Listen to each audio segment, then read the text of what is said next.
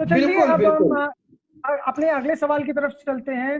देखिए मिश्रा जी, जो मैं भी आपसे सवाल पूछना जा रहा हूँ, बहुत ही जरूरी सवाल है और काफी संवेदनशील उसका सवाल है। मैं चाहूंगा आप उसको डीप एनालाइज करें और हमारे जितने भी दर्शक हैं उनको बताइए। मेरा जो सवाल है वो चाइना से संबंधित है।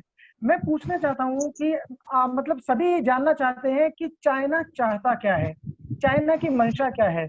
अगर हम बात करें एक छोटे कंट्री भूटान, नेपाल, श्रीलंका, मालदीव्स की, या हम बात करें America, north Korea, Afghanistan, Pakistan, Iran की, कहीं से लेकर कहीं तक भी, वो जापान हो या वो रशिया हो, हर जगह चाइना अपना अड़ंगा लगा देता है। और भारत के तो इतना पीछे पड़ा हुआ है चाइना की, जहां भी जाता है, चाहे वो बात इकोनॉमी की हो, चाहे वो बात रक्षा की हो, चाहे वो बात हमारे बॉर्डर की हो या हमारी इकोनॉमी की हो, सब जगह चाइना हमारे लिए खतरा बना हुआ है। तो चाइना की मंशा क्या है, चाहता क्या है, और आने वाले समय में चाइना हमारे लिए कितना बड़ा खतरा है, इसके बारे में हमें बताइए।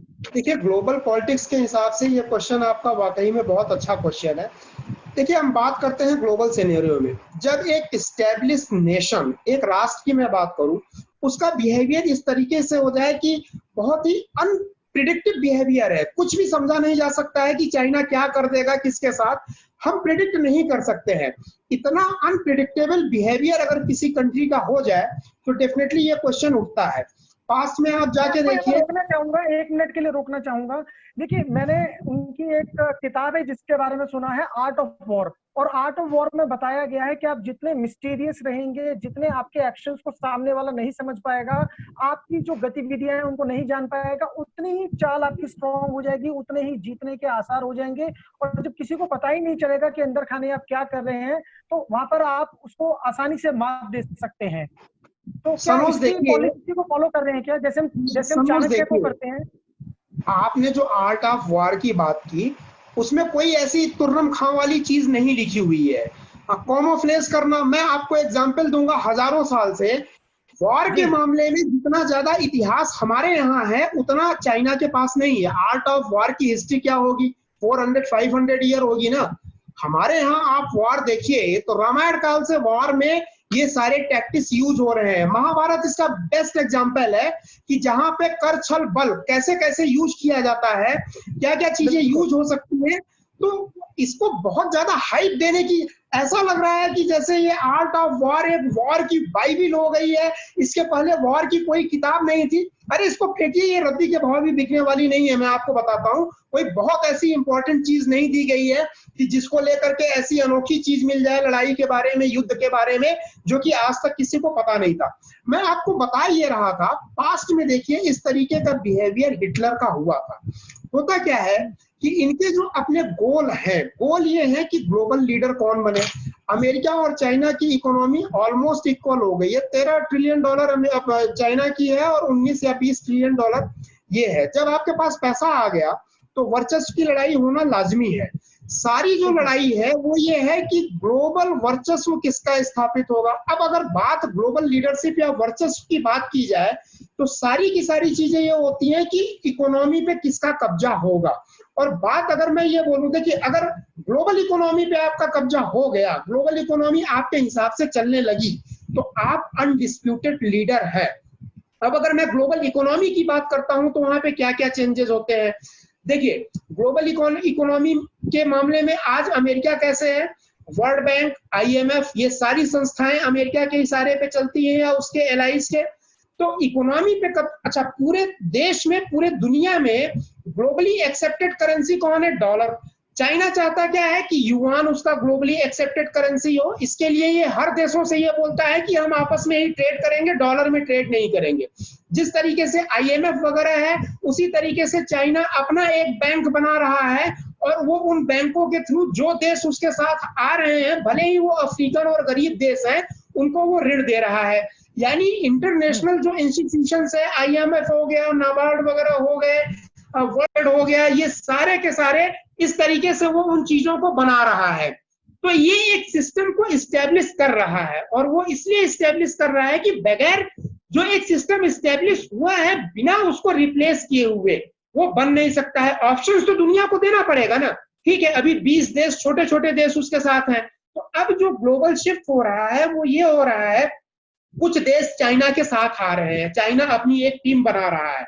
अच्छा, अब ये होता कैसे है मैं आपको बताऊं। इकोनॉमिक हितों पे जब कुठाराघात होता है तो ये जाती है मिलिट्री फाइट में, ये चीज अल्टीमेटली कन्वर्ट होती है, क्योंकि दोनों पक्ष एक दूसरे की बात मानने से इनकार कर देते हैं।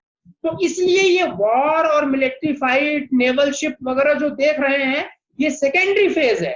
सेकेंडरी फेज मतलब कि इकोनॉमिक वे में कौन इकोनॉमी की दुनिया का बादशाह कौन बनेगा, ग्लोबल इकोनॉमी का बादशाह कौन बनेगा, इस चीज को प्रूव करने के लिए ये वॉर वगैरह की जो एक्टिविटी हो रही है वो हो रही है। और वॉर के बाद भी यही होगा, जो जीतेगा उसका इकोनॉमी पे सिक्का चलेगा, जो हारेगा उसका वो जो है मतलब एक डिफीटेड जो है प्लेयर होगा। आप ये देखिए, चाइना ऐसा कर नहीं पाएगा, उसके पीछे रीजन है।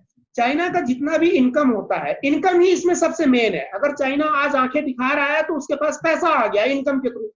अब मुझे ये लगता है कि बिना वॉर के भी चाइना को जो है आलमी ताकतें जो है अमेरिका वगैरह ये सब हरा देंगे, इंडिया वगैरह, उसके पीछे रीजन है। हुए के ऊपर सैंक्शन लगा दिया गया, ऐसे ही करके धीरे धीरे चीजों को जब सैंक्शन लगा देंगे तो इम्पैक्ट ये पड़ेगा कि लगभग 80% चाइना की अर्निंग या बिजनेस यूरोपियन यूनियन, अमेरिका और इंडिया से मिलकर के होता है। तो आप मैन्युफैक्चर कुछ भी करो, आपको पे करने वाले आपके पास नहीं रहेंगे तो आप क्या कर लेंगे? कुछ नहीं कर लेंगे। आपकी इनकम जो है बहुत पुअर हो जाएगी। जब एक नेशन की इनकम पुअर होगी तो जीडीपी गिरेगी। और रशिया देखिए क्या हुआ, बिना लड़ाई के रशिया अलग हो गया, तो वहां पे इतना कमजोर हो जाएगा कि वो एक नेशन जो है एज ए नेशन नहीं रहता, वो डिसइंटीग्रेट हो जाता है। This is one reason. Second reason ये है कि कई लोगों ने ये बोला था कि कोरोना वायरस को फैला के चाइना किंग बन गया है। मैंने बोला है कि कुल्हाड़ी मारना एक कहावत होती है, लेकिन कोरोना का प्रकरण करके चाइना ने अपने गले पे ही कुल्हाड़ी मार ली। लोग बोलते हैं पैर पे कुल्हाड़ी मारना, गले पे कुल्हाड़ी चाइना ने मार ली। इसका मतलब ये है कि नॉन रिकवरेबल लॉस चाइना ने अपना किया है कोरोना वायरस को फैला के। एक इमेज ऐसी इतनी निगेटिव बन गई गलवान घाटी में पिटने के बाद, जो सीक्वेंस होते चले गए। आज की डेट में कोई भी कस्टमर टूरिज्म चाइना जाना चाहेगा, आप किसी से पूछिए कि आप चाइना जाइए बिजनेस करके माल खरीद करके ले आइए, इतना फियर डेवलप हो गया है कि कोई जाना नहीं चाहेगा। आप ये देखिए, इंटरनेशनल एविएशंस नहीं जा रहे हैं, फ्लाइट्स नहीं जा रही हैं।